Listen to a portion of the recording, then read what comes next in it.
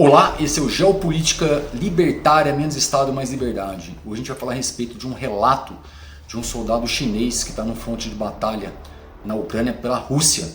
Um relato que foi feito da emissora CNN, a CNN americana, tá? Então vamos partir do princípio aí, como é que ele chegou lá. Ele era um militar, né? Militar profissional, fazia parte da Força Armada Chinesa. Em 2018 ele foi desligado. Eu já comentei aqui no canal que o exército chinês vem passando por uma remodelação, né, uma mudança da doutrina militar deles lá, e tem aumentado bastante o investimento nas Forças Armadas, só que eles estão investindo muito em capacidade, treinamento, tecnologia, equipamento e enxugando mais, né? Eles não estão mais fazendo tanta questão de uma força muito grande, eles estão enxugaram um pouquinho, né? E deixaram melhor equipado, melhor treinado, melhor armada, né? Com um exército mais tecnologicamente apto, né? E bem diferente da época do Mao Zedong, que o Mao Zedong, né, ele tinha orgulho, proclamava que o exército comunista chinês, a força dele era o seu tamanho, né? O seu tamanho e a coragem, a bravura dos seus homens, a disposição que eles tinham para se doar para a causa. Mas, enfim, ele estava lá na China, viu propaganda pelo TikTok, propaganda do governo russo mesmo, né, chamando chineses para fazer parte das Forças Armadas Chinesas, propaganda da Rússia chamando os chineses para fazer parte das Forças Armadas Russas. E assim, o que me causou estranheza foi quando ele foi para Moscou, né, ele chegou lá em Moscou e tentou entrar para as Forças Armadas Russas, só que não deixaram. O russo dele não era muito ruim, não sabia nada de russo, e ele acabou sendo contratado pelo Wagner Group, né? Na ocasião, ele falou que pensou também em ir para a Força Armada Ucraniana, só que como ele estava pensando em dinheiro, né, e aventura, ele achou que a Rússia, que era um país mais afeito à China, seria melhor, uma força armada que seria teoricamente maior, né, mais bem preparada, o risco seria menor, e o visto também dele na Rússia seria melhor aceito do que na Ucrânia. E a gente tem conhecimento que existe chineses, né, nas Forças Armadas Ucranianas, só que eles não são bem vistos não, tá?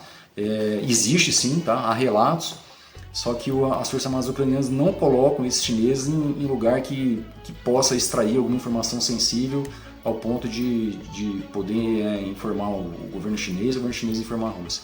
Então é mais difícil. E outra coisa, os chineses que estão nas Forças Armadas Ucranianas normalmente são chineses que já estão fora da China há algum tempo já saíram da China, já saíram um pouquinho daquele contexto, que a gente sabe que existe uma lavagem cerebral do Partido Comunista Chinês, né, o governo fica ali, tanto que esse soldado que foi lá para Moscou, ele fala, né, quando ele esteve fora, ele comenta que existe realmente, né, uma pressão do governo chinês para a população ter um ponto de vista pró-russo, mas enfim, aí ele ficou um ano, né, pelo Wagner Group, lutou um ano pelo Wagner Group. Deve ter sido aquela época lá que deu todo aquele rolo lá com o Prigozhin, e depois ele foi contratado pelas Forças Armadas Russas mesmo, um monte de gente do Wagner Group, né, foi contratado, deve ter ido na esteira disso aí, e ele lutou mais 6 meses, né, pelo Wagner Group. Aí ele deu a declaração dele. O que é interessante? O que ele fala? Que para os chineses que estão com vontade de fazer parte das Forças Armadas russas e lutar, né, nessa guerra, para eles não irem, né? Eles não irem porque, de acordo com o relato dele, o exército russo é uma piada, a logística é horrível, falta material, eles não respeitam os soldados lá, tanto que ele reclamou do material de segurança lá, e de acordo com ele ficou 29 dias numa solitária, que era um buraco com grade de ferro em cima e um buraco embaixo, que ele mal podia ficar em pé, e ele apanhou bastante, porque ele reclamou do material de segurança que estava faltando. Então ele fala que para chinês nenhum ir, que economicamente não vale a pena. Então, com relação ao valor, de acordo com ele ganhava $2.500, né? Só que aproximadamente, só que em rublo, por mês, ao mês, E olha que interessante, cada quilômetro que eles conseguiam avançar na linha de frente, conseguiam avançar e ganhar terreno e solidificar e colocar a trincheira para frente ali, eles tinham um adicional de $500 por cada quilômetro alcançado. Você vê como é que essa guerra tá custando caro, né? Para ambos os países aí. Aí ele relata, né, a respeito de outros chineses que estão lá também, né, que são chineses na mesma condição dele, que fizeram parte das Forças Armadas Chinesas e foram desligados, e existe uma reclamação meio que homogênea, de acordo com ele, meio que homogênea, assim, todos os soldados chineses estão lá, reclamam do tratamento, reclamam do equipamento. Mas assim, agora eu vou fazer minhas ressalvas aqui. Uma coisa é você estar numa força armada em condição normal de temperatura e pressão, né? Tá tudo bonitinho e tal. Outra coisa é você estar num cenário de guerra desse daí, né? A gente desconhece aí nesses últimos anos uma guerra tão letal dessa forma, tão brutal, né? Então é mais que normal, se o exército americano estiver ali, o exército alemão estiver ali, vai faltar alguma coisa, porque a gente sabe que campo de batalha também é improviso, nem tudo acontece, né, de uma forma muito redonda, né? Muito sistemática. Então eu acho que tenha, né, pode ser que o exército russo não seja tudo isso, né? Deve faltar material mesmo, mas do jeito que ele reclama parece dar a entender que tipo assim, falta muita coisa, e eu acho que é também pelo próprio contexto, né, dessa guerra, né? Deve faltar para o exército russo, deve faltar para o exército ucraniano também. E qualquer força armada que estivesse ali ia faltar alguma coisa ou outra, lógico, né? Uns mais, outros menos. Agora, também eu não posso deixar de pensar que talvez, né, por essa nova doutrina militar chinesa, esse investimento que eles estão fazendo lá, que o exército chinês, de uma forma geral, seja muito bem melhor equipado do que o exército russo, né? Daí talvez o rapaz sentiu essa diferença. Eu falo rapaz porque ele afirma ter 29 anos. Aí teve uma entrevista mais curta também com outro rapaz lá que teve mais ou menos essa faixa, 20 e poucos anos, aí, quase 30, que reclamou da condição econômica lá na China, falou que a China estava uma economia crescendo cada vez menos e ele sentiu isso no mercado de trabalho e como ele tinha feito, né, tinha servido as Forças Armadas, estava ali sem saber o que fazer, acabou indo pelo dinheiro também, né? E a mesma coisa, viu propaganda, foi pelo dinheiro, não foi por ideologia, de acordo com os dois.